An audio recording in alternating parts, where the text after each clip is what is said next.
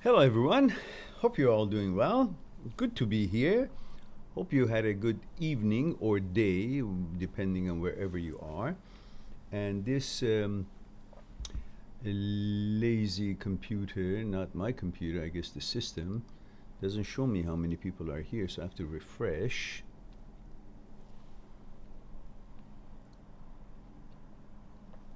So there we are now. We have 10 people here and 4 likes. So in other words, there are 900,990 people are not here, and and 6 people don't like us. There we go. So we have Ross says, "Hey Mehran, male 31 UK. Hello there. And thank you for that. Thank you for asking. But you forgot the protocol, you know. Oh, no, you didn't. No, you did. No, you didn't. My bad. Male 31 UK. There's so little small prints there." And Sagata says, male 31 India. Is waiting all day for this hour. Thank you for that. And Fearless Dude says, "Hi Mehran." Hello, Fearless. Hope you're not afraid to be here. Sagota says, "Lemon and ginger." Well, it was a slide of the hand, because I thought I don't have organic chamomile while I had one without the sleeve. So I decided for the choreography, put the lemon and citron, lemon and ginger tea package on the cup, but sleight of the hand, change it in the middle to the one that was chamomile but didn't have the sleeve. I'm sure you guys noticed that, but hey. But then after that, I realized that I have another full box unopened of chamomile tea. So that's a relief. Fearless says, "My ex messaged me today asking me to a video call later." Fearless, are you afraid of that? Says to see her. What? To see her squat and see if she's doing well? What does that mean? She asked you for a voice call later to see her squat? Is that a British slang? Squatting means like when you're in a gym and squatting. All right. Bobby Necro. Hello, Bobby. Says 40, male UK. I'm divorced with a son who is with me twice a week.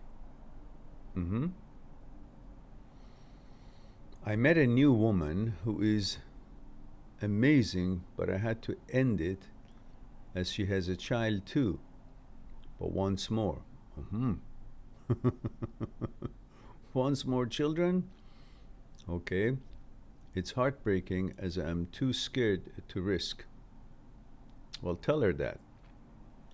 To risk ending up in a position where I could be a single dad to 2 kids from 2 women.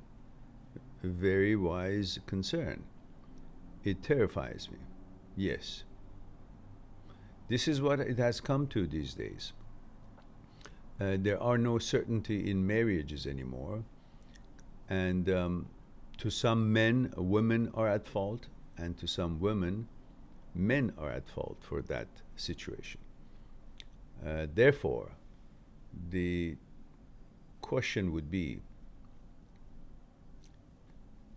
is the traditional way of no divorce is something to consider, or no marriage is something to consider?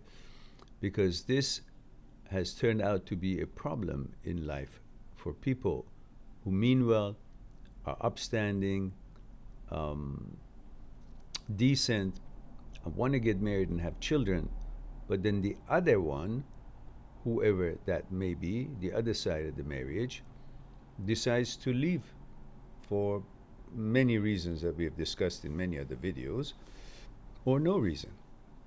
Just change of mind, or take a different journey, want to be alone, or want to have a career, or whatever it is that they feel is missing in their life. And then one partner who's more responsible or more caring ends up with the children that he or she loves to take care of, but it actually derails the whole idea of getting married. So what is the solution? Because here the two will separate, go about their separate ways, and continue their lives. The ones who are going to be suffering and going through some unnecessary hardship and challenge are the children. So who's going to be standing up for them? Which one? If they're supposed to put their own selfishness and their own self first before the children, well, this is what's going to happen in every marriage. When parents simply put themselves first, then putting the children first, then they always end up making a decision that is best for them. And they hide behind this idea that me first, what about me? Well, what about you? Well, you had your single life. You decided to get married. And you got married now. You had the time to divorce before children. But you decided to have children. Now that you have children, you better goddamn well attend to your responsibilities as a parent. You can't be a father or a mother and still want to live as a single person. I don't care how tired or challenging having children would be. Don't have them. And divorce and go have a single life. But if you have married and you have children, then suck it up. Be who you're supposed to be when you have chosen with your free will to have children. You're responsible for proper upbringing of them. You can't suddenly now say, oh, I like another woman, or I like another guy. I want to go. What the hell is that? So then we come back to the idea of maybe the rules should be a little bit tighter than what it is now. Like certain conditions. If you are married and have children, and children are between the age of this and that, whatever it is that that particular society comes up to, then you can't get divorced. And you can't be irresponsible. And you can't be doing this and that, so forth, which is harmful to the family, the center core of the family. None of these are considered. All we have considered is, oh, democracy means to be free. No, democracy doesn't mean to that meaning only. It means to be free, yes. But what is the definition of free? Freedom. Freedom is freedom as long as it doesn't jeopardize the freedom of the person next to you. Otherwise, freedom could become the same as chaotic. Chaos. You take your pants, go into the street and say, well, it's freedom. That's not freedom. Relinquish your responsibility for children. Well, I want to be free. I can do whatever I want to love. No, you can't once you have committed. What's the difference between that commitment and a commitment of a pilot that says, look, I'm a pilot for this aircraft. So we took off, and in the middle of it says, well, you know what? I want to parachute out. I don't care. I want to live free. I relinquish my responsibilities. How about that? That's not acceptable. They go after the guy and, do whatever the law says to do with the guy. But what about the responsibility of human beings that is bestowed upon you? Children, where they need nurturing, they need guidance. And then when there are other things involved, when children are grown up, there's all kind of bombardments, all kind of inappropriate information being pumped into their heads at the age that they can't tell the difference or understand what they're talking about, and creates lots of ideas and unnecessary intrusive thoughts in their minds, and then the bullies and the so on and so forth, instead of focusing on how to bring about a stable, safe, decent environment for children to be nurtured and help guided to a certain age where they can actually make sense out of things and make their own decisions, we're focused on, freedom means I can do any shit that I want to do in life. And that means democracy. That is something that I debate that. All right. Having gone through that, let's talk about something else. And Fearless says, I wonder if if that's what she really wants. These women, Mehran, they're all crazy. No, not all. These humans, we should say. Most of us are crazy. It's not limited to women. Men, if you ask women, they say men are crazy. If you ask men, they say women are crazy. But there is a truth in both of them, but not 100% in either one. So there are people who are not balanced and don't think right. And this will be perpetuating, this will be continuous.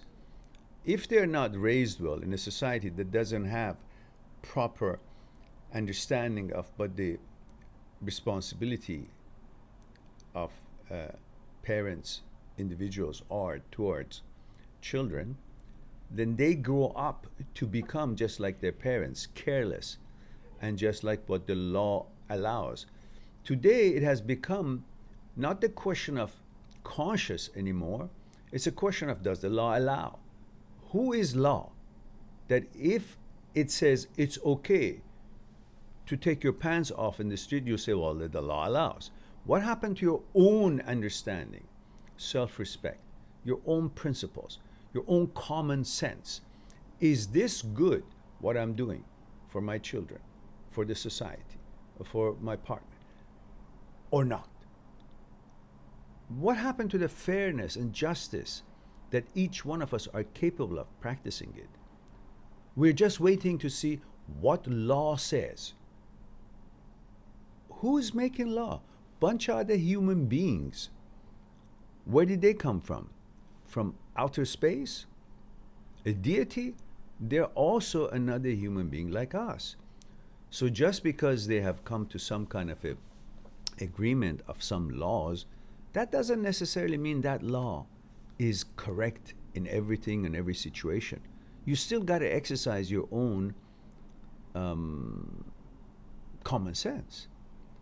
So if you follow always whatever is customary and not care about what is right or wrong in certain situations, well, the children are going to grow up exactly like the parents. Are going to be doing the same thing, so the society will never change to anything that is wrong with it today. It won't change to anything that would fix what is wrong with it today. It will continue the same way because now the law. So what? The law is now going to decide your personality, your level of responsibility, or not as appropriate it should be the level of responsibility. If it relaxes that, then you should relax your responsibilities. So you follow the law, either this way or that way, whatever it says. So in other words, you have relinquished your own ability of seeing what is right, what is wrong, and only look at the law. The law is there to help you to do the right thing. But it doesn't mean that if the law is made based on certain assumptions and it's not good for your family, that you should follow it. What happened to your own decisions that it would not harm anybody else, but it will have a better result for you and your family? What happened to that? You can't always rely on that everything that law says is correct. Maybe the law says, I don't know, put your child in a different environment for learning what he wants to learn. And that environment, you find it's hostile, it's prejudice, it's not safe. Are you supposed to comply with that? This is the sort of thing I'm talking about. All right, let's go on to Gatto. Says, hello, Mr. Mehran, male 34, Italy, buonasera. Luna says, salam, dear Mehran. Salam, Luna. Regardless of whether you celebrate Eid or not, I'd like to wish you a happy Eid Mubarak. Thank you very much, and same to you, dear. I wish that your exercise and your prayers for your health and your families would come true and would be respected, and wish that you have a wonderful Eid and celebrate it as you would. And Roller Girl says, hey, and hey to you back. Luna says, كيفك اليوم? Oh, tamam. Thank you. Good. Sagota says, okay, Sagota is saying to Luna. And Luna says, wa and كيف, how? She had ummak. That means my mother, I guess, yeah? Oh, yeah. Thank you very much. I talked to Mom yesterday. I every day talk to her, and she's relatively okay. Still has some pains and aches, of course, but she's smiling always, so hard to tell. But I haven't seen her close for a couple of months now. But luckily, I can see her from my balcony because our buildings are adjacent, as close.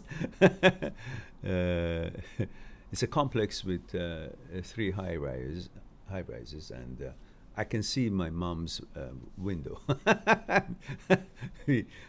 At 7 o'clock, when everybody comes out of their homes and apartments and tries to do the ritual of celebrating the efforts of the frontline nurses and doctors to help everyone to regain their health. So I get to see many of the neighbors, and from the far I can see my mother's coming out and shaking hand as well. All right, waving hand. Now let's see.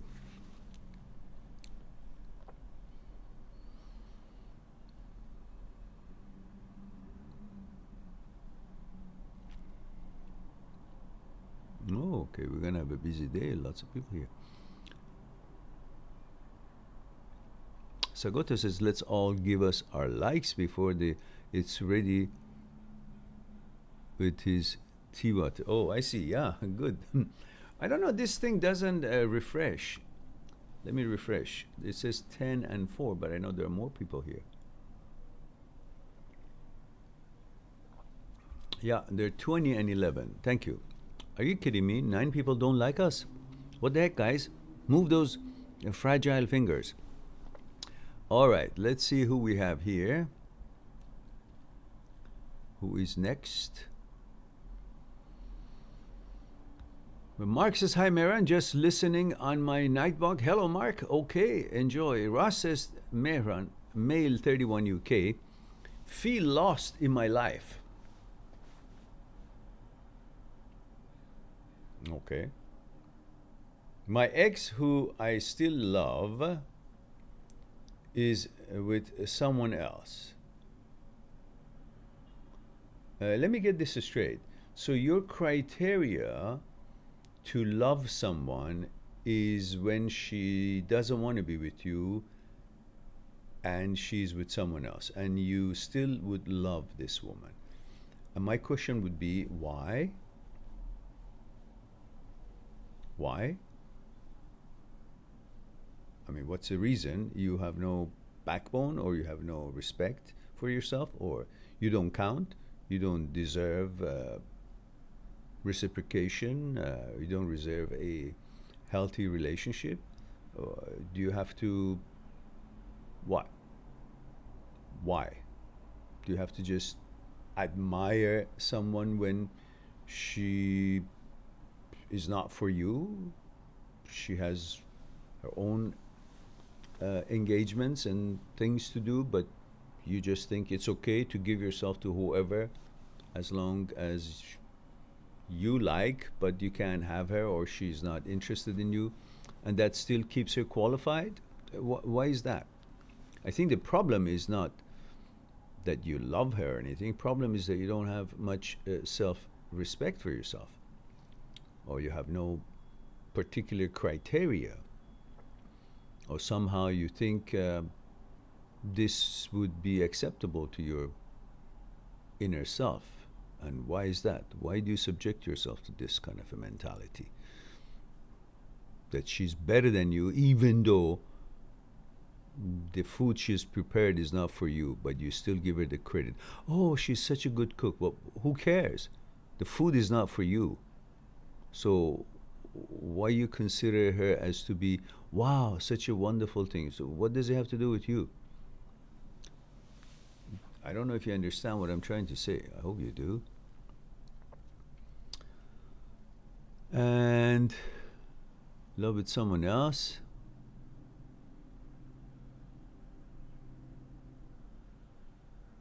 She's my ex, who I still love is with someone else, and my friends have all moved away. My job pays quite well, but I'm starting to think there is not a lot for me in this country anymore. Are you kidding me?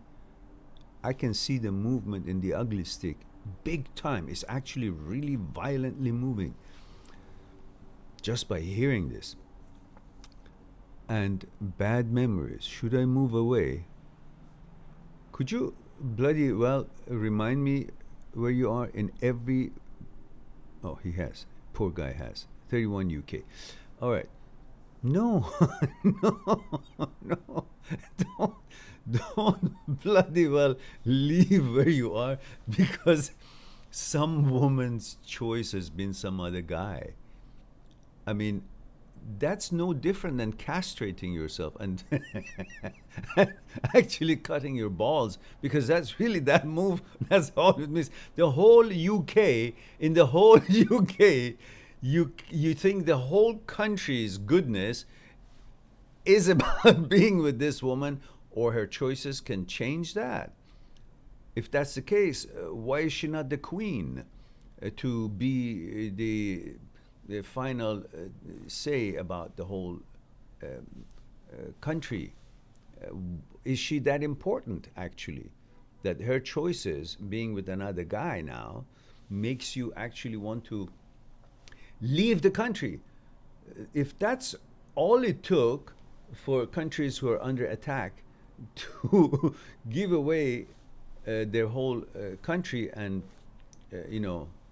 capitulate and simply just give up, well, you know what would be happening in Europe right now. There would be there would be only one country, and you know what that is.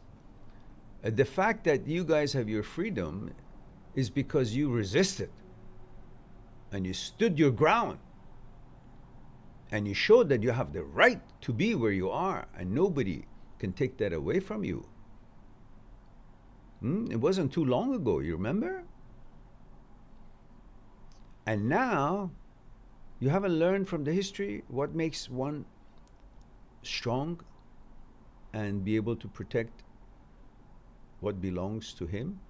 That country belongs to you as much as belongs to anybody else.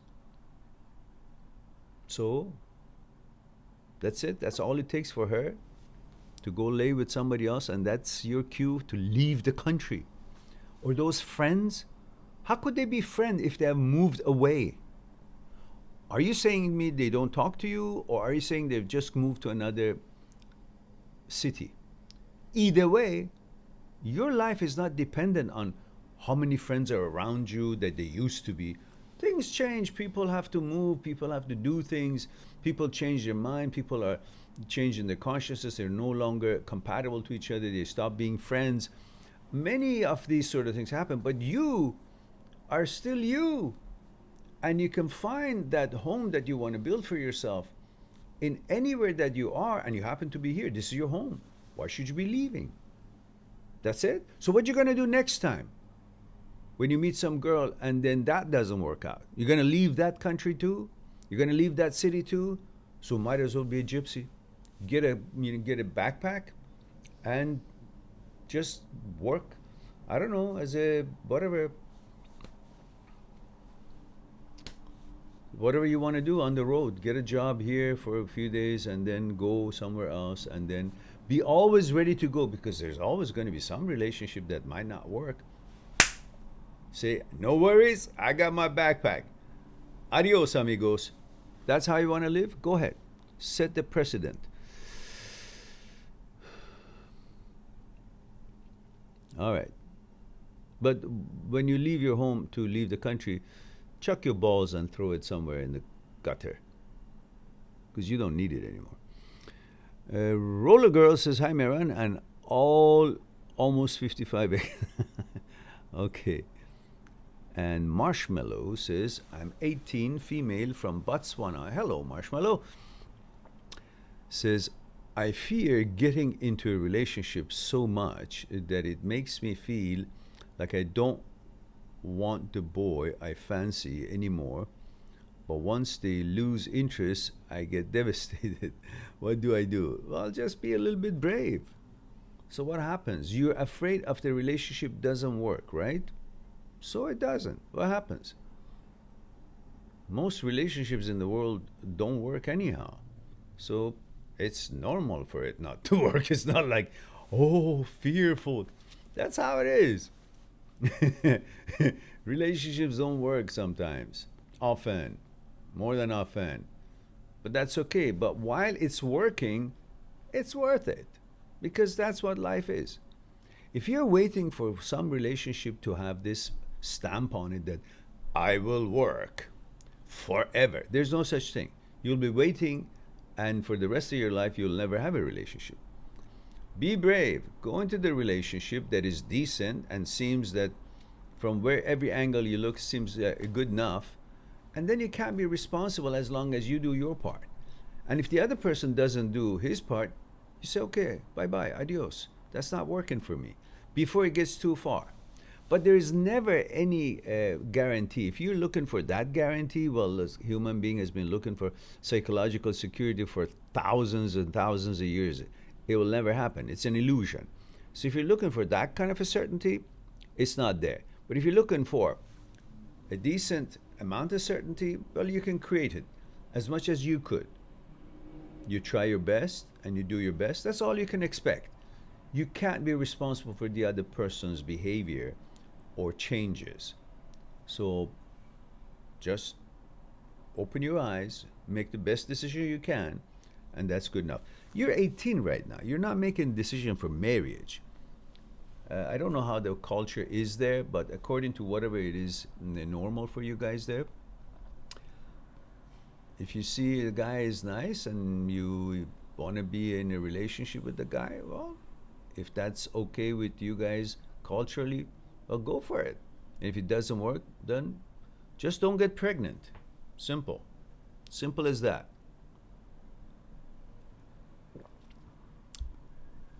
Exercise safe sex. Don't get pregnant. Use your mind.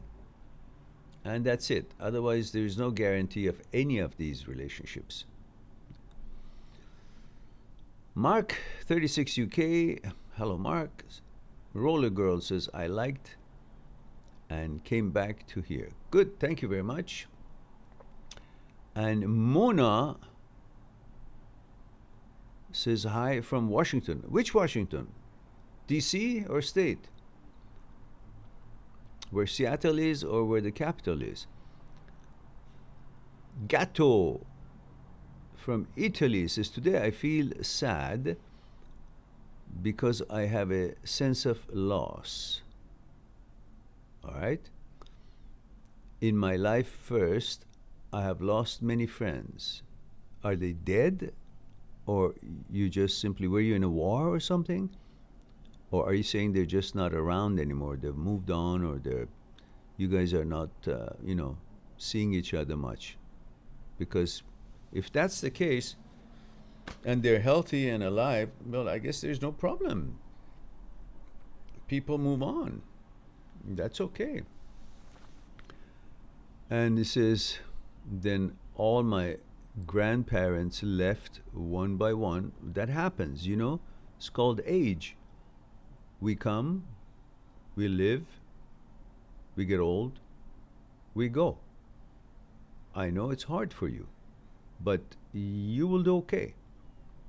All my grandparents are gone, but I'm not thinking of them anymore on a daily basis.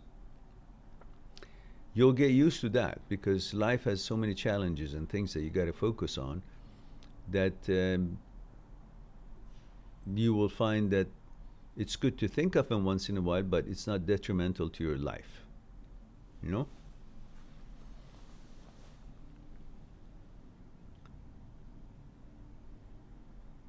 And he says, I have lost all my girlfriends. All? You mean you had a bunch at the same time? Are you Don Juan?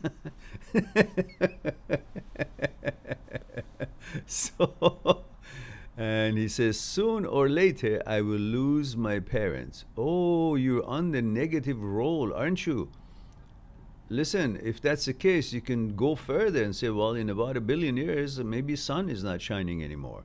Why don't we mourn about it now? Listen, right now, sun is shining. That's all it matters. When it wasn't shining, it doesn't matter. It doesn't exist. It was in the past. When it will not be shining, it doesn't matter. It's not the future yet. Is it shining now? Yes. Are your parents alive? Yes. Stick to that. Enjoy the moment. That's the reality. That's the fact. The rest of it, you are turning what should be called living to death of the past or something that doesn't exist. And you're killing the moment for something that hasn't happened or something that happened in the past and is no longer happening. So, in fact, you are sabotaging your own life. Why don't you stop being a god and a saint or a philosopher and become a human being and just see what's in front of you that is actual. That is the moment, a moment in life. Take that moment. Enjoy that moment. Because in a second from now, that moment itself doesn't exist. And you've lost it by thinking about things that neither exist nor it is time for them to show themselves if they would ever. So why don't you live in the moment? Bring your mind where your body is. Your body is here in the moment. Bring your mind here instead of being in the past or having somewhere in the future, which neither one in existence. Bring your mind here where your body is. Mind and body is coordinated together. You will find that balance and enjoyment of what it is that you can enjoy in the moment, whether it's through the effort, whether through an experience, whether through planning for something that you want to build and accomplish in life. Whatever it is, bring that excitement and oneness with the moment of life for you, because only you can do that. So learn the role of your thoughts, which are manipulating you and taking away what is your right, which is living in the moment. That's all there is. The rest is bullshit. All right.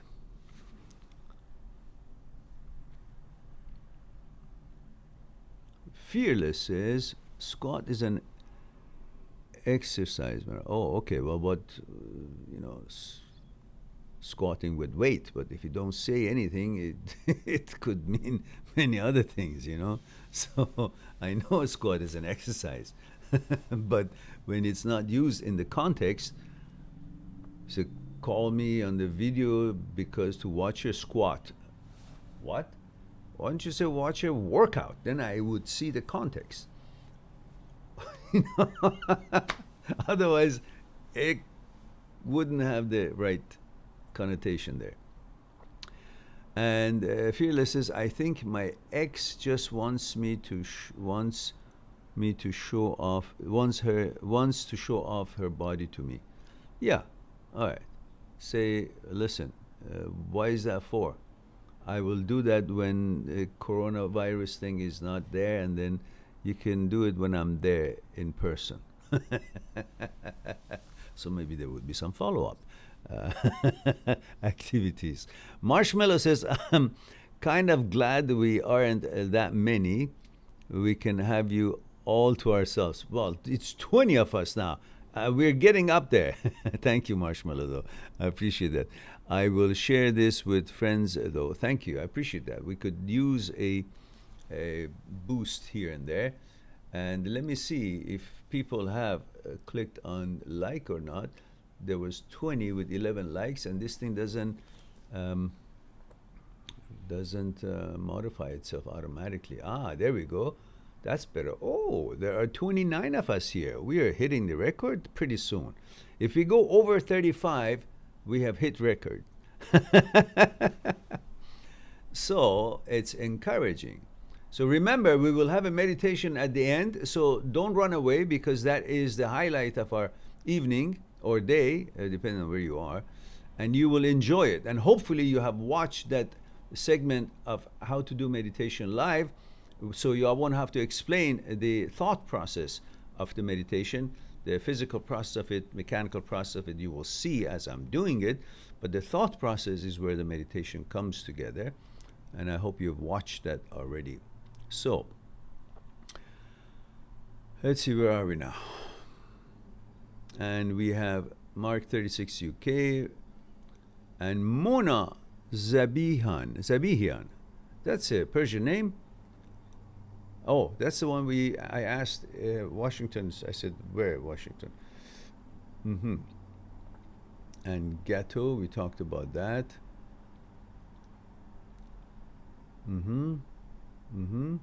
Pooja says, hi, Mehran. How are you? Thank you, Pooja. Appreciate it. Female 31 India. My question is, she says, how to not feel like a failure after multiple setbacks in life. You think every one of us who's not you have not had a setback? What is a setback? What is a setback? Is there a time limit for us to be, or a distance we're supposed to be covering every day? What is a setback? Setback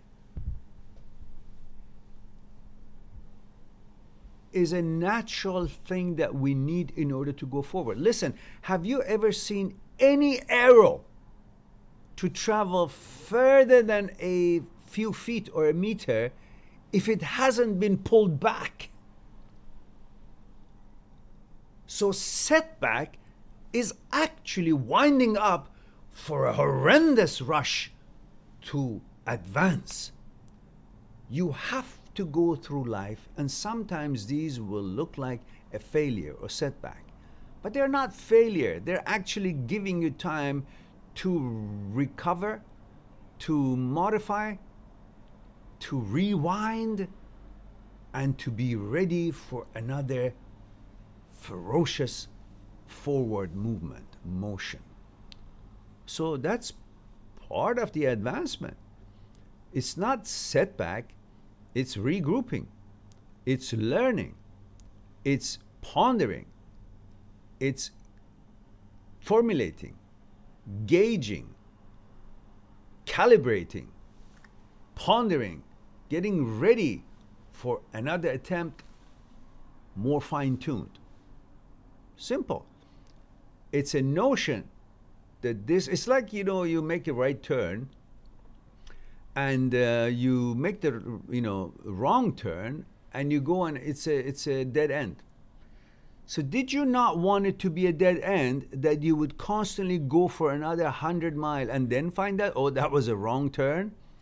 Well, dead end is a sign, is a positive thing for you, that you will know this is not the right road, and you will come back and correct your direction. So when you have some kind of a failure, It just means this is not the right direction. That's all. Means modify your direction. Is helping you, is guiding you to fine tune your angle for hitting the target. So setbacks, in a way, if you look at the big picture, are okay. No worries. And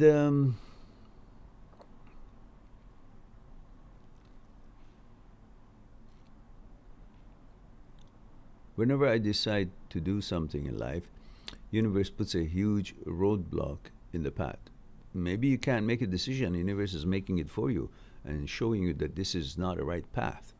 Simple. Why do you always think that the universe is against you? Many of these signals are actually trying to tell you something, to guide you. Look, sometimes maybe I go try a track team and I don't win. It doesn't mean I failed in track. It means it's telling me maybe I should try swimming. I go try swimming, so I didn't win either. I didn't qualify.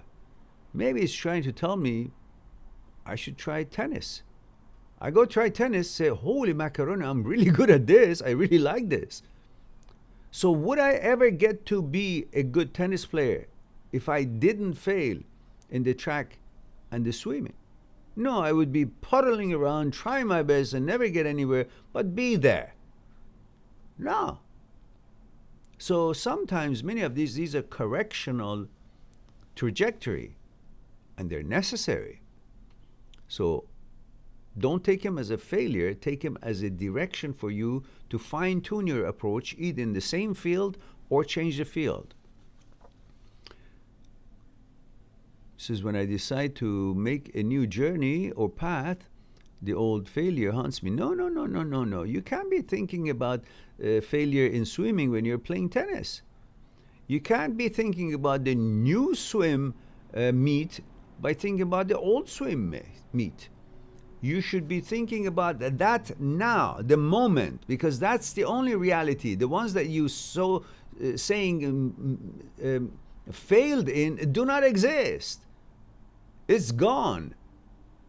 Why would you be thinking about that something that doesn't exist matters with what you're about to create? This is a new meet.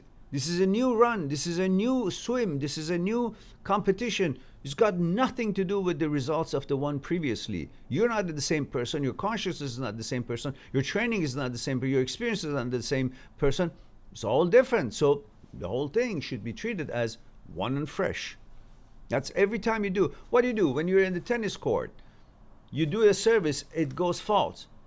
Now, when you're trying to do the next one, are you going to be, oh, that one was fault? No, you're going to be focusing on this to make this not to be fault. That's all. So that's what you should be focusing on. In fact, you would be trying better and harder just to make sure that it won't end up with the same results that the other one did. That's the only way that you could get help from the previous memories or examples. Not the fact that it didn't work. It didn't work. Well, I'm going to do something that this time it will work. I'll try better. That's how you look at it. It's supposed to be helpful, the experience in the past, not supposed to be a detriment. Puja says, and I'm devastated, this thing, and I'm demotivated. This thing will not work, same as other things which haven't worked in the past. If it doesn't, you keep another. If it doesn't, you do another. If it doesn't, you do another one. If it doesn't, you try again. If it doesn't, you try again. Did I say if it doesn't? What do you do if it doesn't? You try again. You never give up. Never ever. You're bigger than the experiences. Make fine-tuning, change courses, modify trajectory, get it done. It's no different than anything that you want to hit on the target. First round, it may not hit the target, but if you just keep doing the same thing, yeah, you're going to get the same result. But if you look and say, what happened that it didn't hit the target? Oh, I was holding my breath in the exhale. Or maybe I should hold my breath in the inhale and then let go of the arrow. Maybe I should move it a little bit here because there's a wind coming, so I got to compensate for that. You figure out why it didn't work out. Not to keep doing the same, oh, it still doesn't work out. You got to become better by using your experiences. That's why some failures are actually necessary to guide you to be a better expert in that, what it is that you're trying to do, or change field and become an amazing success in that field. These are all signals and notions. Got to be tuned into that. And Nazra says, hello dear Mehran, Nazra 21 female from Atlantic City, New Jersey. Eid Mubarak. And thank you very much, and same to you. And we have Maliha says, female 27 from Pakistan. Mehran, sometimes I feel I don't deserve anything good in life. Yeah, we are like that because we think we have to beg for what we have. We have to be, it's a favor from God. And I have to always think, I'm not good enough in order for God to love me. Because we've been conditioned to beg from childhood, to be afraid, to be subservient, to be inferior in front of that God that we have created for ourselves. Because we feel it's arrogant to be strong. No, whatever it is that you believe in, you call it God, nature, universe, whatever it is, whatever it is, the creator that you believe in wants you to be strong, wants you to be determined. So don't think you don't deserve it. Say, I deserve it. I do. Because I am this, I'm that. I am Maliha. I deserve it. Why not? Who does then? I should be saying, no, please, you take the gold. Even though it's mine, I found it, but you take it because I want to be good in the image of God that I have created in my own mind that is watching me. So I want to consider myself good by being selfless. And selfless means I don't care about myself. No, it doesn't. Being selfless doesn't mean you don't care about yourself. You don't think you deserve it. It means that you simply got to be fair. That's all. Don't take other people's stuff, but focus on getting as much success as you want to get. And says, whenever I eat or dress up, I start thinking I'm a curse. I don't deserve anything good in life. Oh, no. That's a fear. That's exactly what I just said. You've been conditioned not to have confidence, so they could control you.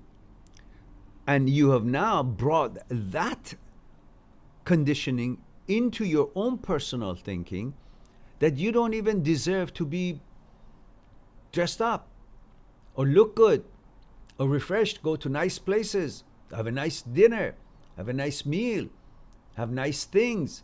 Who said that? That's a fear that you are doing. It's something like a negative mind is at work. That you're doing a trade with the imaginary rule.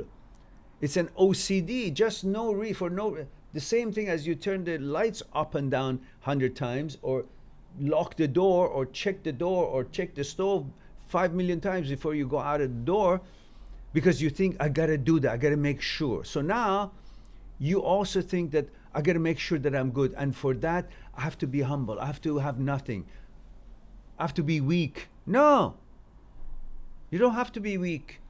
You have to be strong. That's how you build things. That's how you can depend on yourself. Don't be fooled and fall into the fact that I will be blessed if I am weak and sad and miserable and think I'm worth nothing. Because if I'm worth nothing, then that means the Almighty that I've created would see that I am humble and not rude to think that I am important. No, you are important. Because in fact, your God wants you to be important. Because you represent the Creator. The Creator created big things, amazing things, and these amazing things needs amazing people. You be one of them. All right, Muhammad says, hi Mehran, hope you're doing well, sir. Thank you very much. Saeed K1 Far says, hi, hello there. Muhammad says, sir, are we just an accumulation of information? But then what about creativity? How can we be more creative and believe in our work?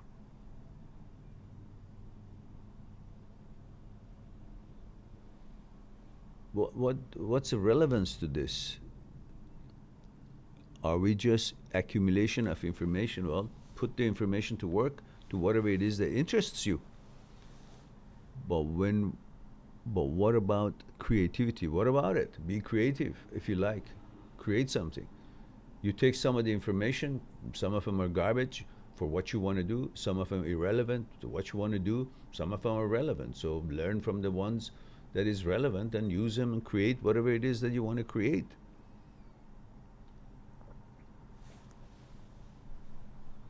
How can you be more creative? Well, find out what you like and learn it and learn more about it. And then don't be afraid to try and create something. How do you become a good cook? You try, you put them together, and then you find out, oh, that tastes like shit. Okay, I gotta maybe chop this a little bit finer, maybe put less salt and maybe more pepper or less that. Then you try and you cook it with this. Oh, maybe I should put maybe orange juice in this a little bit, or maybe not too much. Maybe you try. Creativity comes from activity. If you have no activity, there is no creativity. Make an effort. Make an effort. Don't expect that creativity to be in the first run. Oh, I invented something amazing that the world is looking for. No, you create stuff and it doesn't work. You create stuff, doesn't work. Make the prototype, it doesn't work. And you change it, fix it, and eventually you come up with the right idea and everything will work out. Everybody can be creative. Just put it to work. Don't be afraid of the result. Try it and you learn while you're trying it. That's Muhammad, 25 male, Iran. Oh, we reached Iran. That's good.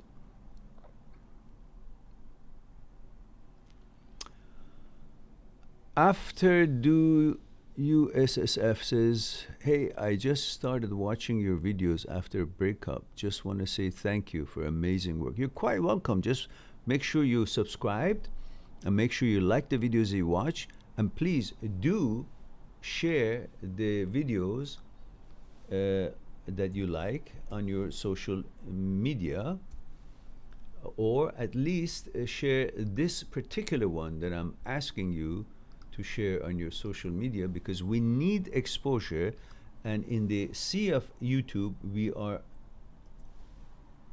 lost. Nobody sees us.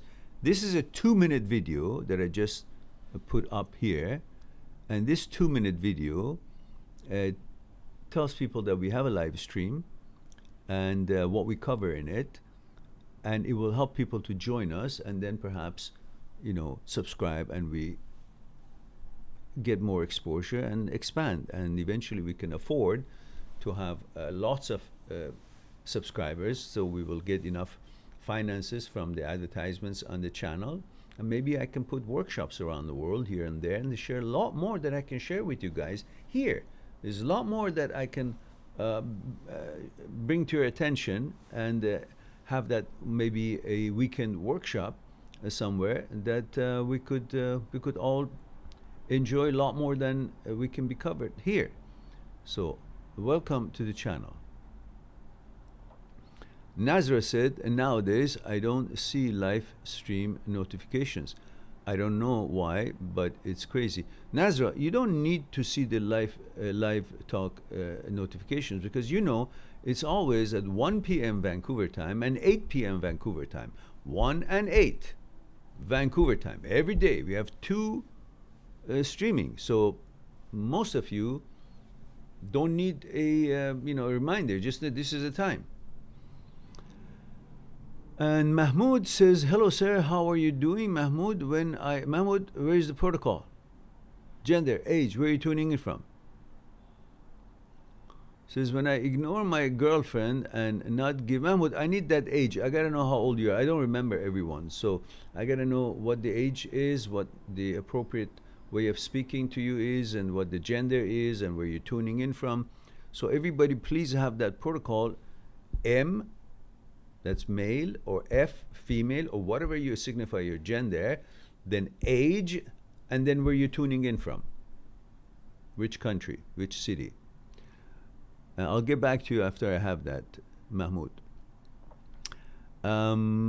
After deuces, I still have some problems when it comes to still focus on my studies. Und, are you in Germany? I see the und.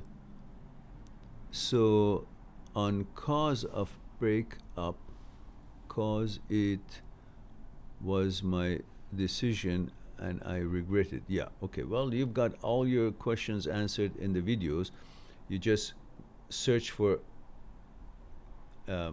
regret, just the word regret, the word exam, the word study, will all give you a bunch of videos and you will see which one is relevant to you. And always remember, guys, there are over 1,700 videos on this channel, plus about over 500 live streaming. In each live streaming, we covered maybe 20, 30 questions. So we're talking about 22,000 different topics or questions, whether standalone videos or amongst the live streamings, have been discussed on this channel. So most probably you have your answers already given if you search for it on my search engine by the word that describes your feeling or your concern. If that wasn't enough, you can always go on my site, mindthatseekstruth.com, mindthatseekstruth.com. Whether you want to have a one-on-one private conversation with me on Skype, or it's because something that you cannot discuss here publicly, you can go on my site, mindthatseekstruth.com, click on the Skype icon that is turning around on top right corner of the page, or click on consultation, and then click on Talk to Mehran via Skype. And you will make an appointment, a 1-hour appointment. If you make, I will give you another hour on me, complimentary, because you're the first-time client. And so you'll have 2 hours to begin with for that, whatever the fee of the 1 hour is. And that will give us ample time to one-on-one explore what's concerning you on Skype. And don't forget to click on books and look at the table of contents of this particular book among the 3 books that are there for sale. One is called Me, My Psyche, and I. Me, My Psyche, and I. The print version of that book is heavy. It's 360 pages, and it's costly. It's $80 US. I've sent many of them around the world, but at this time, I prefer not to go to the post office. So go on the ebook version of the same book, Me, My Psyche, and I. The ebook version is 10 times cheaper. It's like $8. Get that book. Start reading it whenever you feel like it. Chapters are independent. You can read any chapter you want out of sequence. It doesn't matter. But enjoy it with a cup of tea whenever you feel like it. Ponder on what it says. It's interesting, at the same time informative. Helps you to understand what your psyche is all about, how it's put together, how it functions, and how it ticks. And you become a mechanic of your machine. And therefore, things that really scare you or ambiguous to you becomes clear, and you become more confident because you know how you're put together, and you're no longer having so much ambiguity in how things work. And you will know why you feel the way you do, act and react the way you do in your daily life. And that would be just the beginning of a beautiful journey about knowing yourself better than you always did. All right. Having gone through that shameless plug, all right. Anonymous says, Hi Mehran, 31 years female from Pakistan. I loved a guy, and when we met, he started saying I am not beautiful. We broke up. Oh, I liked the guy when we met. I guess you mean later on he started saying I'm not beautiful. We broke up for past 3 years. I was trying to become more stylish today. I heard he got engaged. So, I feel I have wasted 3 years thinking about a person who moved on 3 years ago and feel devastated. You mean you weren't devastated for 3 years, that you're wasting your time and you're devastated now? Why? Why do you think you have to please some guy who thinks you're not beautiful? The hell with him. You know you're beautiful. Everybody's beautiful. We are who we are. It's not a matter of if we are beautiful to this person or to that person or not. It's a matter of who is the one who actually sees the beauty in me. And that's the one I would want to get to know. If she is, something that I could write home about. Or in your case, if he is something that you would be interested to get to know further. So stop thinking about yourself as if you are supposed to be meeting somebody else's expectations of what a good look or character is. You go find someone who actually is compatible to how you look and how your consciousness is put together. And find them if they are compatible with you. You qualify them as much as they try to qualify you. You disqualify them, not just be there to be qualified or disqualified. So, yeah, you did waste your time. That's nonsense. You should have just simply gone about your life and do whatever you want to do to be a better version of yourself, if that's what you want to do. And we all want to be a better version of ourselves anyhow. So don't worry about it. Don't give it a thought. Move on. Life is not summed up in someone's preferences or someone's choices, or if the guy or the girl is married now, your life is devastated. What the hell? There's another 7 billion people in this life. Who died and left them in charge for, making a difference in your life? You make the difference in your life. You, and no one but you. You're the one in charge. Don't ever forget that. I just uploaded a video, which I think, if I might say, is brilliant.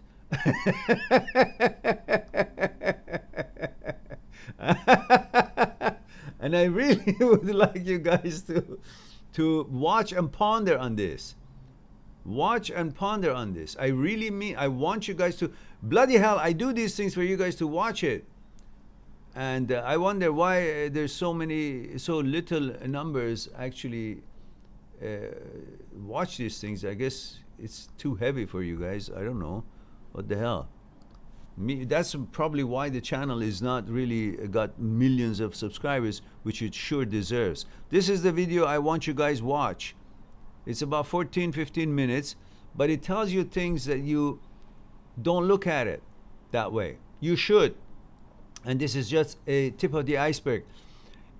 I suggest to you, whether you have OCD or not, whether you have HOCD or not, I don't care if you do or not. It is important for you to go on my playlist called Intrusive, Transient, OCD, HOCD, Negative Thoughts. It covers intrusive thoughts, OCD thoughts, negative thoughts, HOCD. Doesn't matter. Just understand the relationship between thoughts and you and what I'm talking about in there. It will help you to know how you're put together. It will help you to separate yourself from your thoughts. It will help you to know the relationship between you and your thoughts. It will help you to become the master and the leader of your life, rather than being the follower and the stooge of the thoughts that pops up in your head and takes over your life. You must watch these 20 series. My finger hurts now. Now listen. In that playlist, there are 40 some odd videos, but 20 of them are numbered.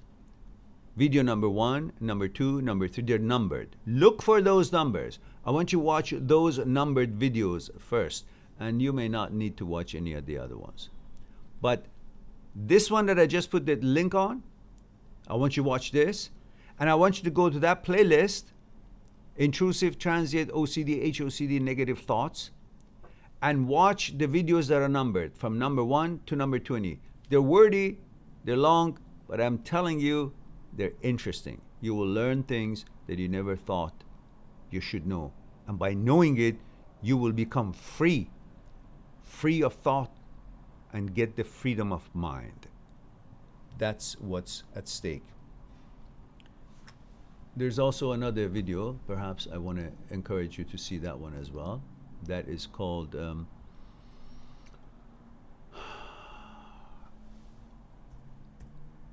obstacle.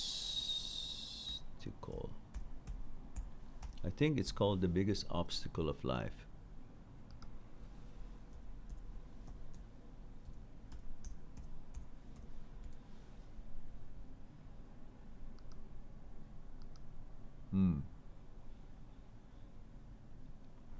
Just give me a moment, guys. I gotta find this.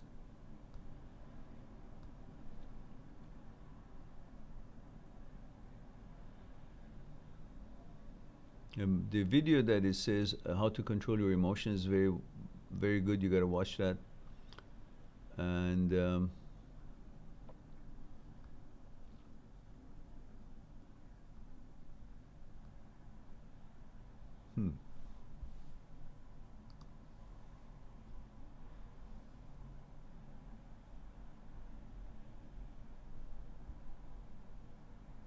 that's funny. All right.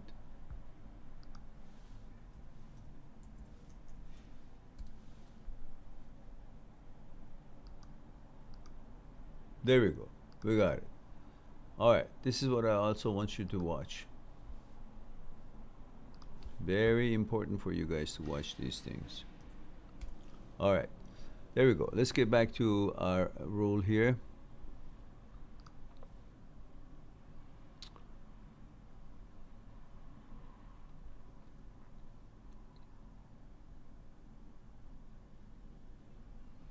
Mark says, I find it interesting when you speak about getting used to a new order after breakup. My life with my ex was very stressful.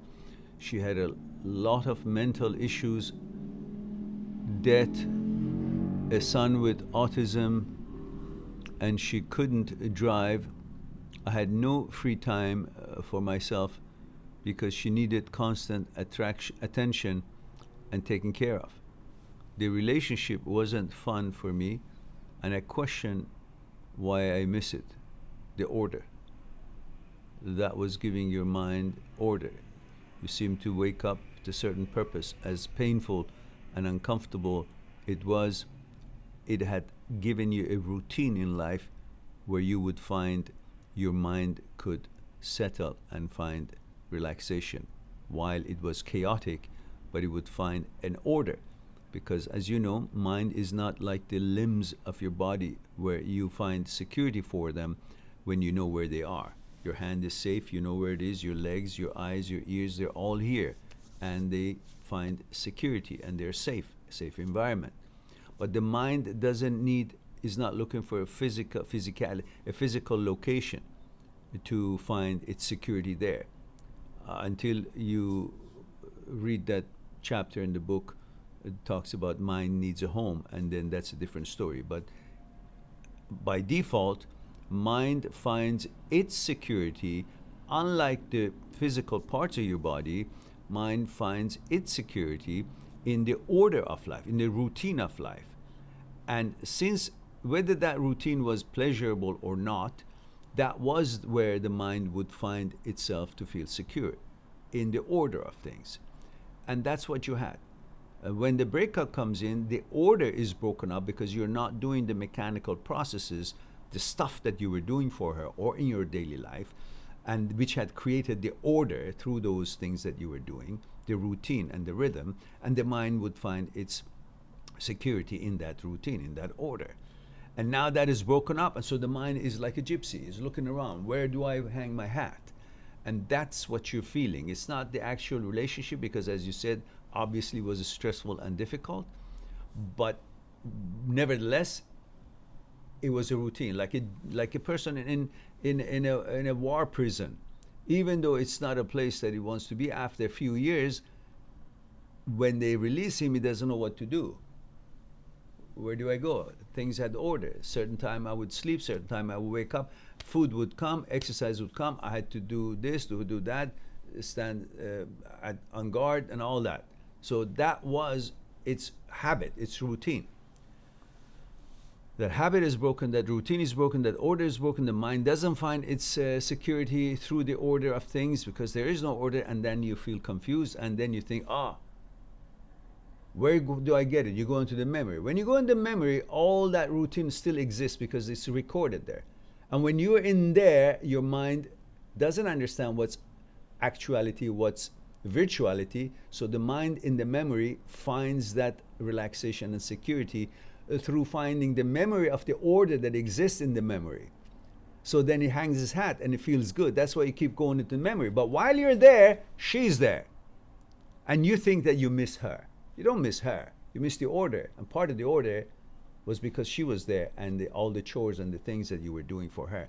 So it is not her that you're missing. It is the order that you're missing. And you got to create a new order. So toughen it up. Go become productive. Do something and create a new mechanical processes through which you will create new order, new routine, new discipline. And then your mind finds a security on that order that you have created now, independent of what it was in the past and the relationship and the memory and so on. And it will be a new, fresh order, and you'll get used to that. That becomes a habit, and no longer you would have to go in the memory and meet someone that you already have broken up with and think that it is her that you're missing, which is not. So create a new order. That's the prescription of this particular situation.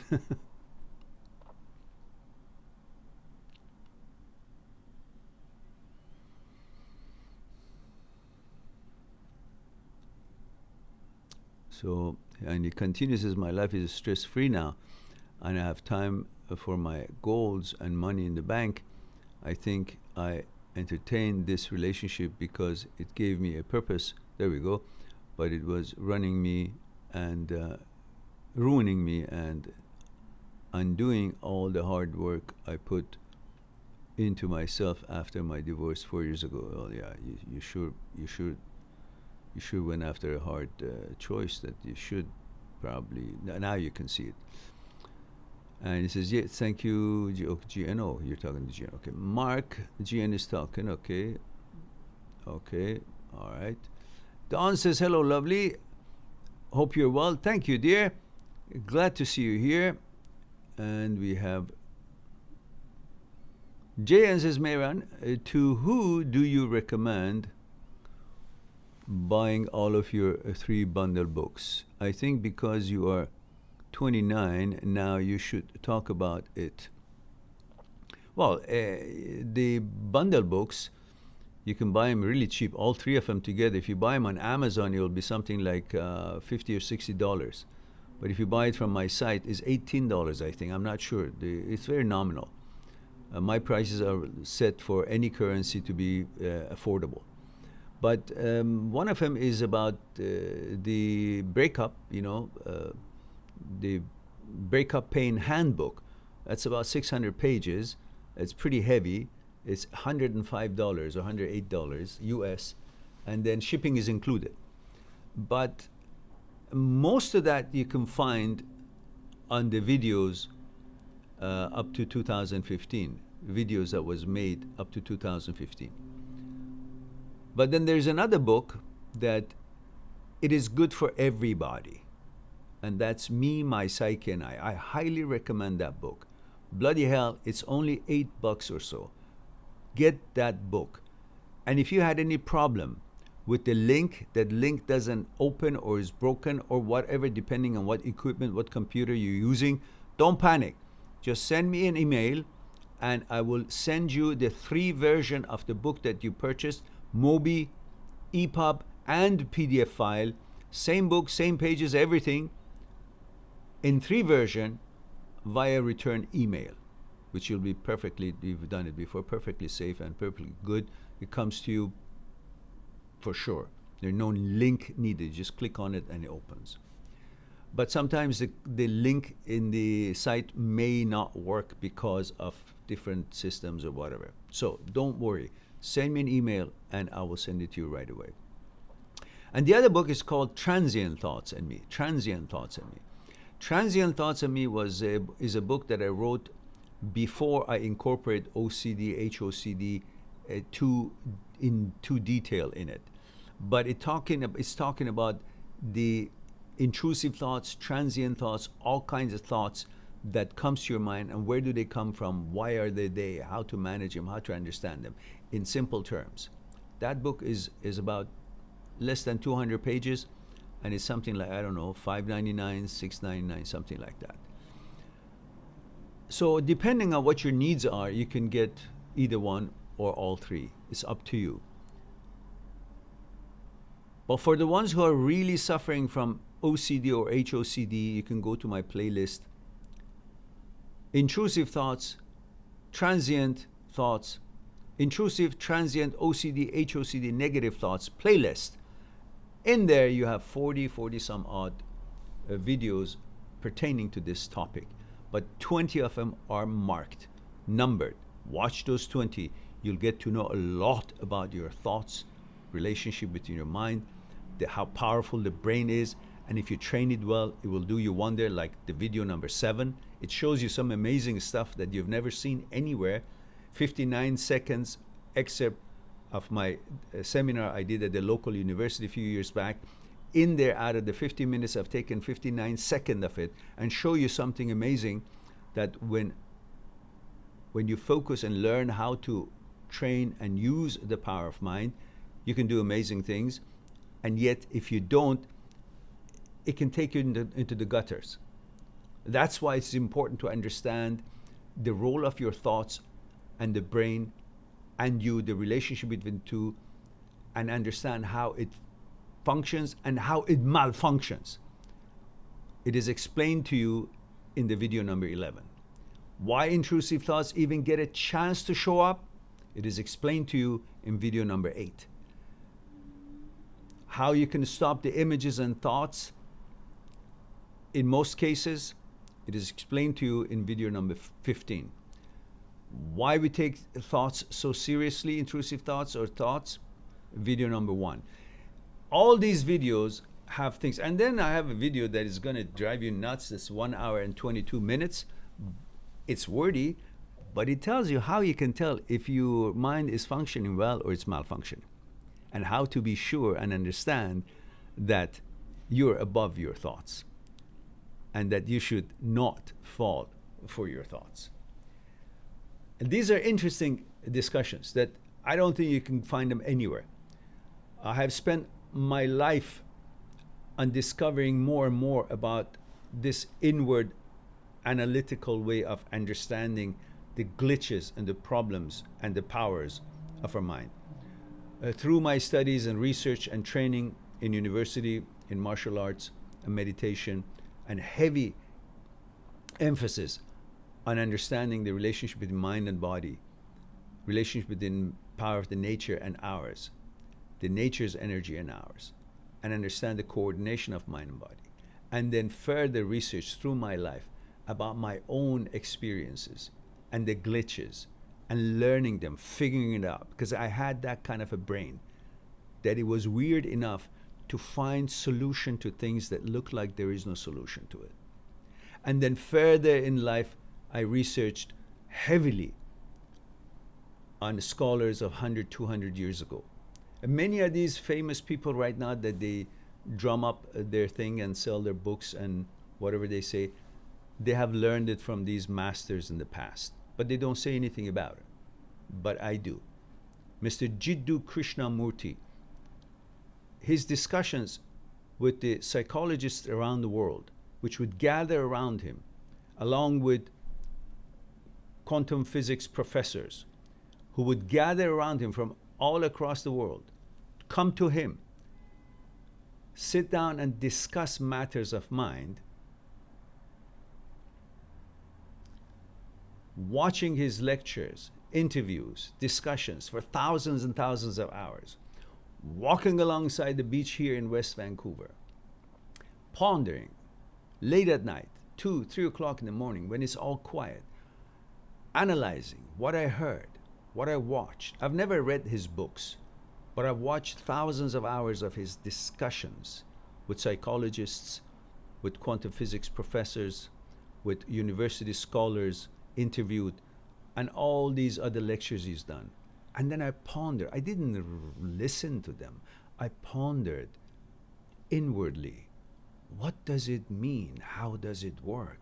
And then with my weird brain, I went deep into it to understand and to be able to configure and combine my learning from the university through my personal life journey and the research I've done on his work to come up with the deliveries and ways that could enhance today's scientific findings of important scientists and researchers such as Dr. Schwartz and the others who have put the links underneath any one of those 20 videos that we have in that playlist, which you can enjoy learning the scientific backgrounds and discussions.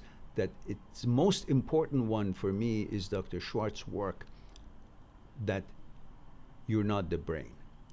And that completely unifies and discusses what my thinking has always been through non-scientific ways, but through philosophical and traditional ways of hundreds of years ago, and through martial art way of thinking and meditation and understanding the movement of mind in that way. But the combination of the two, which I've used some of his presentations and scientific research in my deliveries, and I feel you will find it very helpful, and I hope you will. All right, now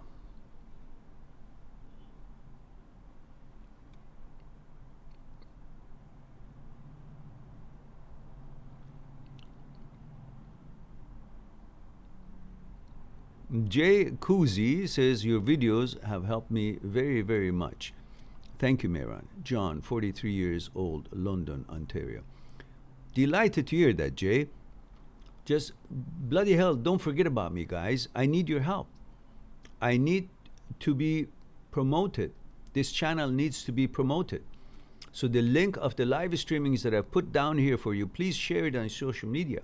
If you know people in media or want to do an interview with me, as some companies in Australia and India did an elaborate interview with me a few years back, and it was helpful. And so we have the copy of that interview already somewhere. I guess maybe I can even put it on in the form of a video.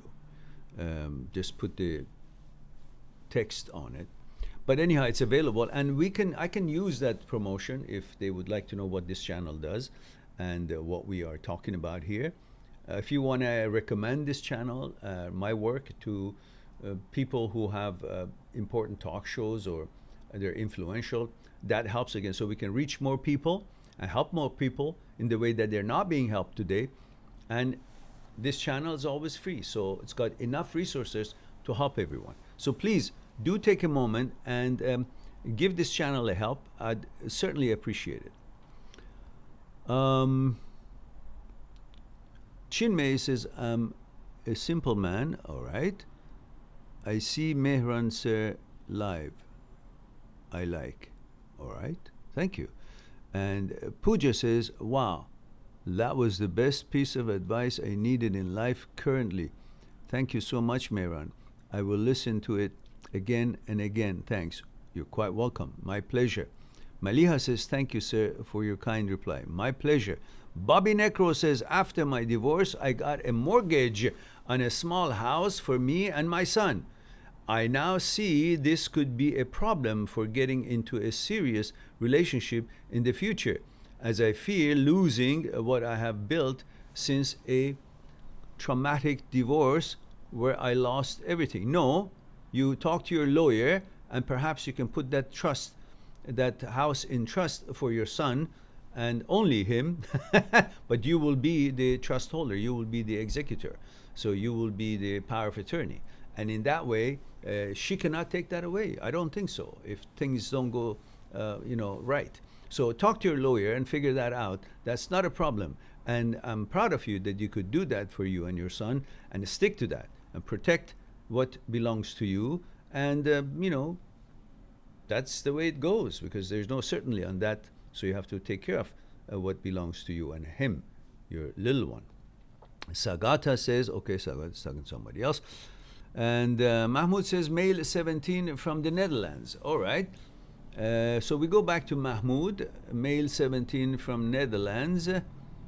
And Mahmoud says, hello, sir. How are you doing today? Thank you, Mahmoud. Says, when I ignore my girlfriend and not give her attention, she loves me more. Yeah, because she wants attention and you don't give it to her, so she'll try and show me more love. But when I show her love, she ignores me. What is this and what should I do? Nothing. You just balance it. Sometimes show emotions in appropriate proportions and not too much, because then she feels that you're too into her and she doesn't have enough confidence in herself. Therefore, she thinks the fact that you like her so much and she doesn't think she's that hot, maybe in her own mind, and that means then you're not much. Because how could you be much if you like someone who doesn't think she's much in her own mind? So she will doubt the fact that you deserve to be with her when she feels your care, but she doesn't think that she's good enough to receive that much care. So in other words, she likes something that she doesn't have. So when you give it to her, she says, well, it's worth nothing because now I have it. But if I don't have it, she says, oh, I want it because I don't have it. But when she has it, she says, well, I don't want it because I have it. It's like the whole story of, I don't want to belong to a club that takes me as a member. Which means, you just don't have enough confidence in yourself. And you say, a club that takes a person like me as a member is not a good club, so I don't want to belong to that club. But first you say, I want to belong to that club. But, they take me as a member? Oh, then must not be a good club. It's just, don't worry about it. Just be yourself. You want to give her affection, give her affection. You don't want to give it, don't give it. Just until you create that balance, you understand how she takes. And you tell her that. Tell her, listen, what's going on? Do you want me to play game with you? That's okay. But the question is, why do you show so much attention to her anyhow? I know why. You're 17 years old and your hormones are going to the roof, and you think in order to bring certainty to this, what you have, you need to constantly pay for it by your emotions. You don't have to. Just, what do you do when you go to a store and something you say, how much? And the guy gives you a price that you think is too much. You don't buy it until the guy comes down and then it levels off, you have a fair price. Same thing here. You give too much emotion, you pay too much for it. You not enough, you can't get enough attention. So just understand where the balance is. Some emotions when it's due, not all the time, because then it makes her feel that your emotion doesn't worth anything because it's always there. So give it once in a while, if that's what she's like. Some people are not. They can take it. They can take the emotion as much as they receive because they're also honest and they also want to give you as much emotion. That's a real relationship. Otherwise, but in any case, it is always best to be a little bit, keep the good stuff, good emotions, a little bit more emotions. Keep it for special times. Don't just, shell it out always. It just loses its. It's like anything, you have too much money, you don't have respect for it. Just give it away. It's, it loses its value if you don't respect it. So, in moderation. And, okay, we go back to where we were.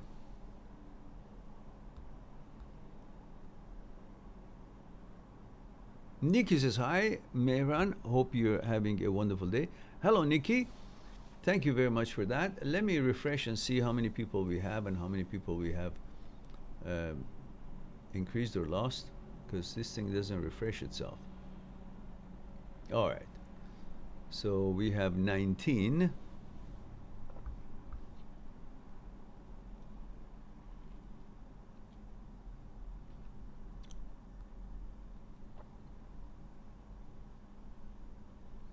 James K says, hello, Mehran. I am James, male from England.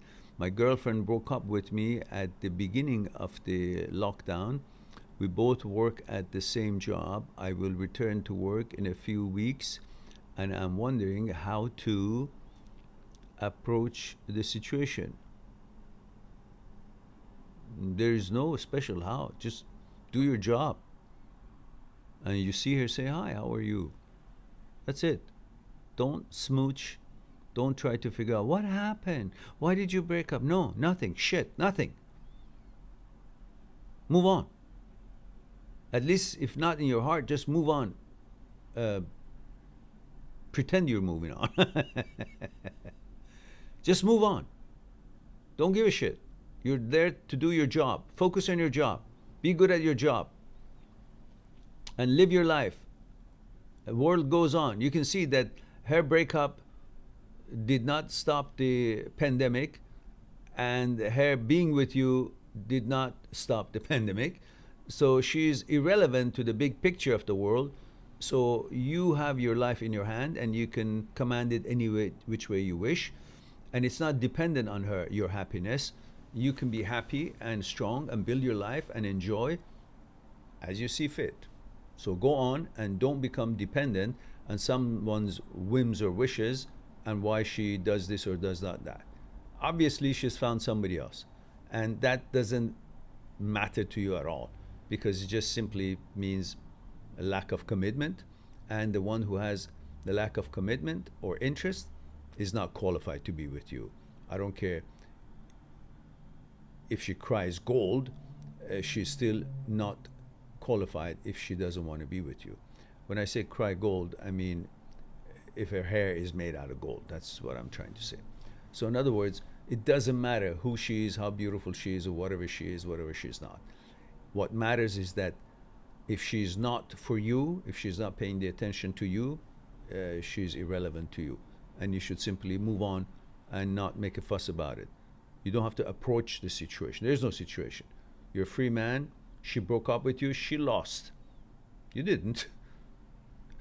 She lost. She lost to have you.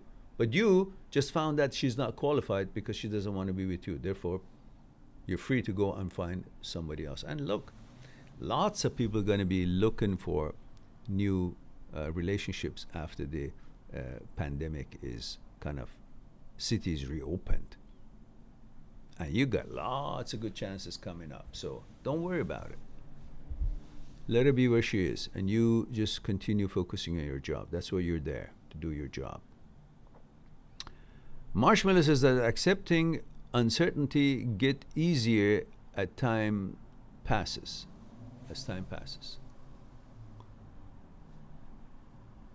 Yeah, you kind of get weatherized, and that's the way of the river. You learn the way of the river, how life is, and you don't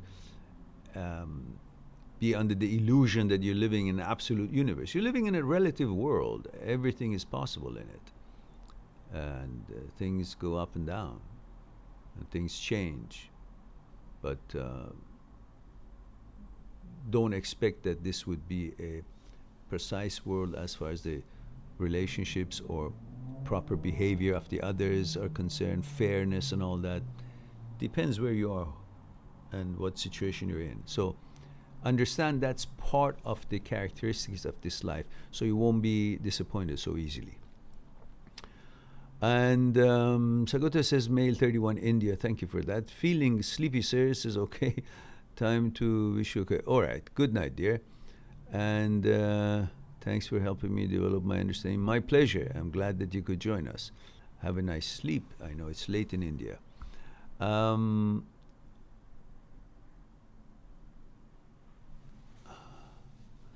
JN says, what do you mean it's cheaper for different countries?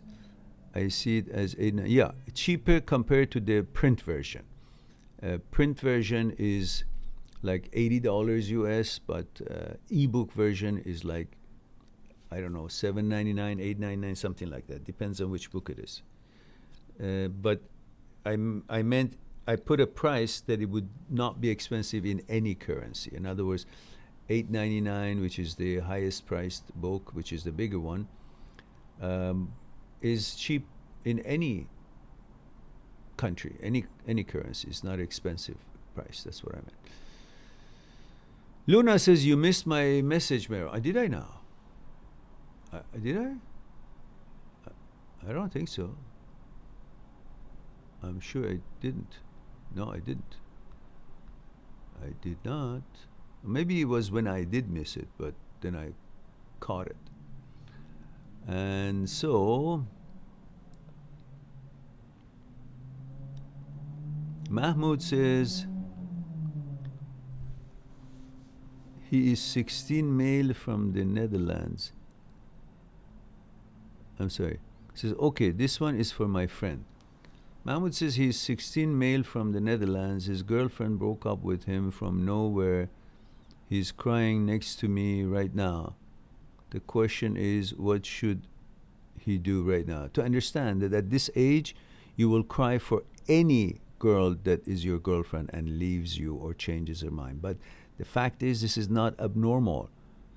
But you should stop crying, because at this age, neither you nor your girlfriend at that age know anything about who they really are and what their preferences as far as the kind of girl that you want or the kind of guy that she wants is. You're just running on your hormones. The fact that you're interested in girl and you want to be with her and she wants to be with you, and then you guys get together and then try to, I don't know, hold hand and go have ice cream and this and that, and then eventually that novelty runs off, and then you see another girl that you like, or she sees another guy that he likes. None of these are something that you should count on. You should just count it as a practice soccer game, not the real tournament. So you practice, and things happen, but they're not the real game. And eventually you'll be ready for the real game. And this is the same. You find a girlfriend, you get to know her, and she gets to know you. Then you guys, after a while, don't think you're compatible, you're not interested in each other. Then you find another girlfriend, she finds another boyfriend. This doesn't mean that there's anything wrong with you or anything wrong with her. It just means that's the way it is in this age. You keep changing until you find a girl that you really like. And that happens when you're about 26, 27, 28. Until then, it's all just practice games. So don't take it too seriously, and don't think that's the woman and the wife of your life. No, it's just the way it looks this way, but it's not. It'll never be. So chill out and stop crying. There's a lot more girls. And you're in Netherlands, for heaven's sake, the land of beautiful women. So stop crying and start planning on what happens when the city opens up and you get the chance to see all those amazing, beautiful girls, one after the other. And the good news is that every time you find a new girlfriend, you say, why was I really interested in the old one, in the other one, in the ex? This is the one I want. This is the love of my life. And when this breaks up, you will find another one and says, why was I? You'll do the same thing. So chill out, relax. Guys, we have 19 people here. It's time to meditate. So I hope the ones who have watched the meditation video and they know how it's done, we're going to do a meditation and then we end our session. So sit on your knees on the floor if that's comfortable for you, or sit on a chair like I am right now, because I can't sit on the floor right now. It's as it is not convenient when I want to do a live stream.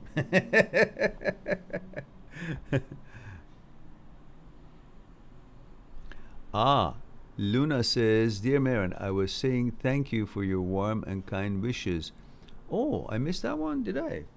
Did I miss that one? Why is it not here then? Do you see it there?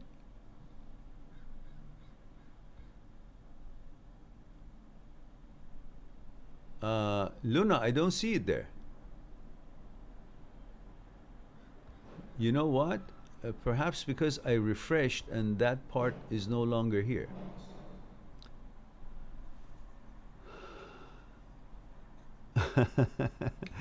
She says, Alhamdulillah, I am happy to hear Mama Dadbeh is keeping safe and doing well. Thank you so much, Luna, dear. I appreciate that.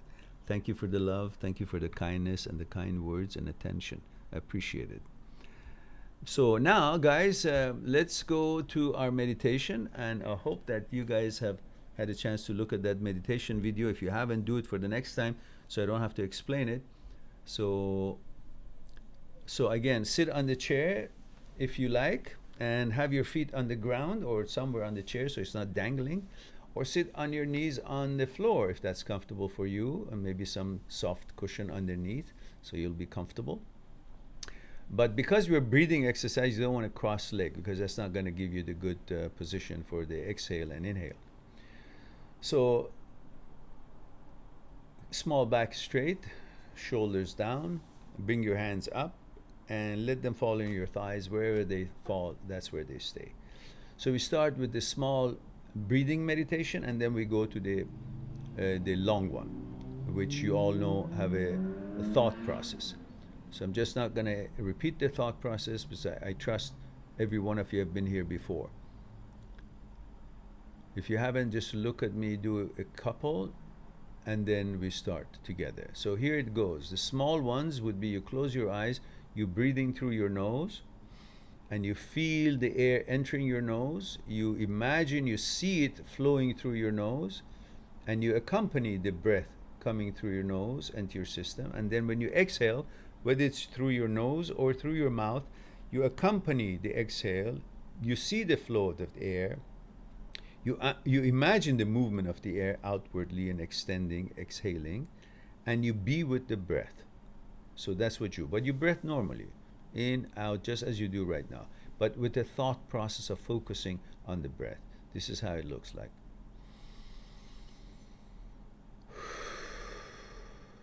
And you're mindful of this breath coming in and going out.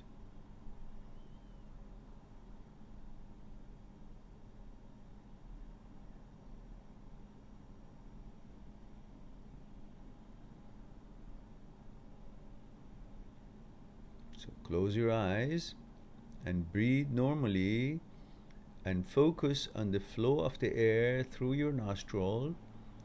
Imagine it, be with the flow, accompany the flow in and accompany the flow when you exhale.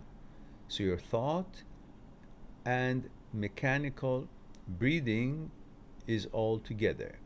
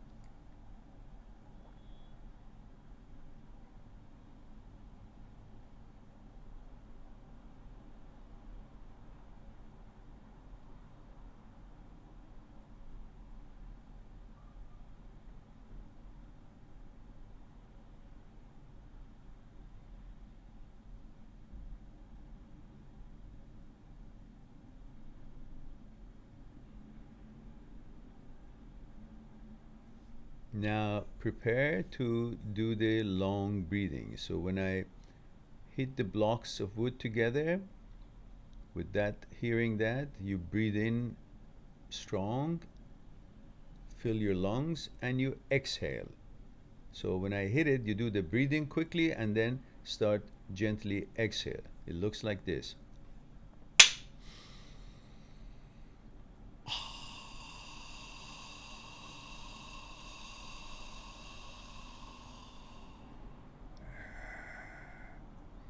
When you finish exhaling, you move a little bit further, bend a little further from your one point, a hypothetical point 20 centimeters lower than navel. And then you wait for hearing the sound of the blocks again. When you start inhaling while you're still balanced forward a little bit. So you inhale through your nostril and think that energy lines from all corners of the universe are flowing towards the other end of the universe, but on their journey to the other end of the universe from all directions, they all join together and flow through your small one point, a hypothetical point, lower the navel, as I just said, and you focus energy lines having joined together and pouring through that infinitely small point. So it's a very small point that you'll be focusing and observing the flow of the energy into it. And that's all you do. You observe. You don't do anything. It's happening by itself.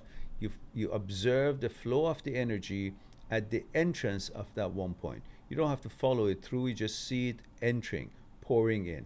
That's the thought process of breathing in when you breathe in. And when you finish breathing in, you move a little bit back like this, so you kind of get more air into the lungs.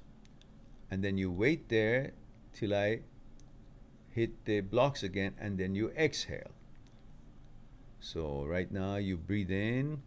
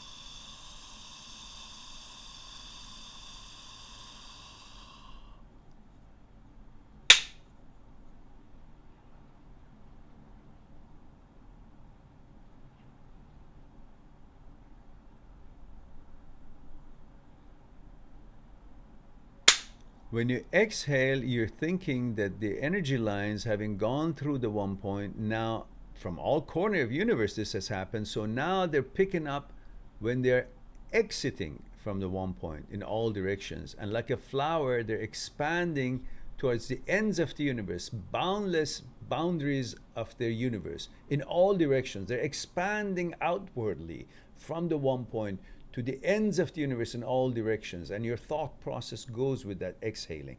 When it finished exhaling, you don't have any more, you just bend from the one point a little bit, that gets more air out, and you're totally kind of empty here, ready to take more air in. And you wait there, you wait with the thought process of expanding infinitely, and you have finished exhaling, but you wait there and let the expansion continue on itself. You imagine it expanding, the thought process with the flow of the energies towards the ends of the universe continues while you have finished exhaling, until I do this again and you breathe in.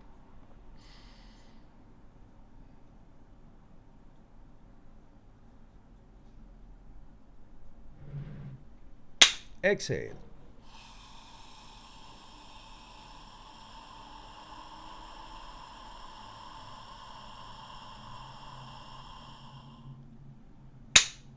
Inhale.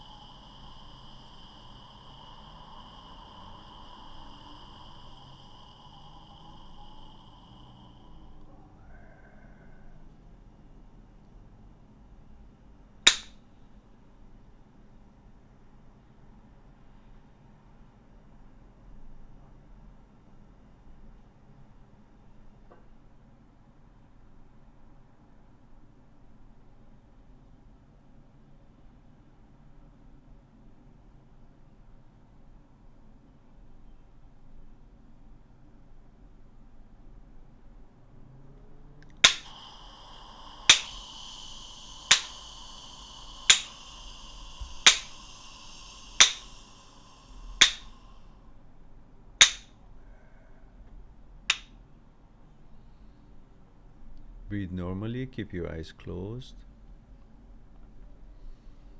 Bring your focus to the one point, now with normal breathing, but thought process stays at the one point, where energy flows from all corners of the universe on their way to the other ends of the universe, opposite of where they started. They're passing through the one point and joined all together as one, flowing into the one point. That's the point, that they're joined together, all of them from all corners of the universe. They join together at the one point, and you focus on that flow being poured in into that infinitely small point, 20 centimeter at lower, the navel. So you focus on that point, how small it is, and all the energy lines are joined together, where flow of the energy of the universe, key of the universe, is observed. You just observe it. You don't do anything. It's happening on its own. You just watch it. Watch that small point, infinitely small point, where the flow of energy lines are happening. Focus on the flow. Observe it. It's happening for you. This is when you and universe become one. There is no you, there is no universe. There is only flow, energy.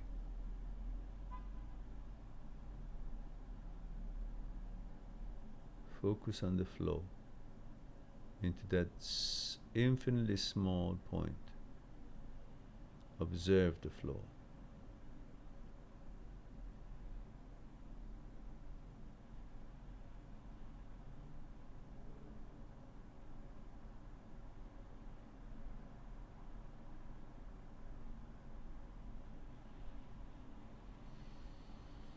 Whenever you feel like it, slowly open your eyes.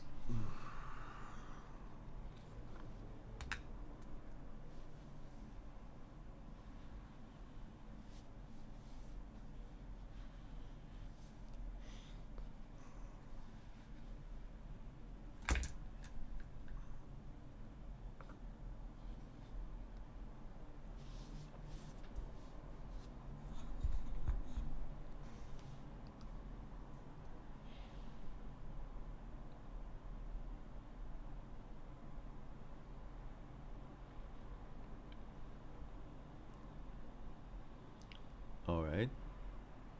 Good. We only lost one person. We started 19, we are 18. That's promising.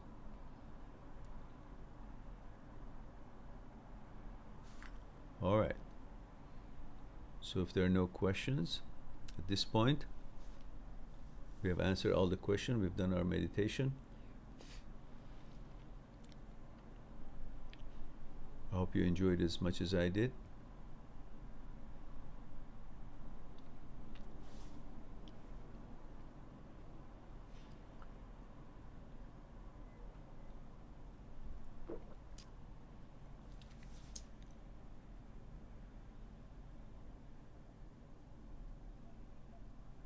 You're welcome, Mark.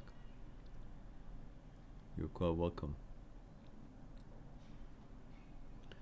All right, guys, it's time for me to say I love you all. Don't forget to share the link for the live streaming on your social media. Help us to grow and be promoted. Talk about us in chat rooms or wherever it is that you can talk about us. And I love you all. Thank you very much for being here. Give me the opportunity to share a thing or two with you. And Said says, I can't breathe like that. Yes, you can't now. But do what you can. Try to catch up, and you just joined us. We started smaller. Now we're in the long version of it. So you can practice at home and watch that video that I have uploaded live, meditate live on live streaming or something. Meditate, I just uploaded a few days ago, and practice and do as much as you can, what is comfortable for you. And in time, your lungs will expand and you'll have the capacity of doing it with stronger lung and a bigger capacity. I'm still shortening it for you guys because obviously it's different uh, what you guys your levels are, but we're working towards expanding everyone's ability. So do what you can do until you get synchronized with us. And Ross says, thank you, Mehran. Have a good day. You're welcome. Luna says, thank you, dear Mehran. Good night to you and everyone. Thank you, Luna, for being here. So now, on that note, I can start again. I love you all. Thank you very much for being here and give me the chance to share a thing or two with you and meditate with me. I look forward to talk to you again. In the meantime, be good to yourself and to the others, and I'll talk to you soon. Bye for now.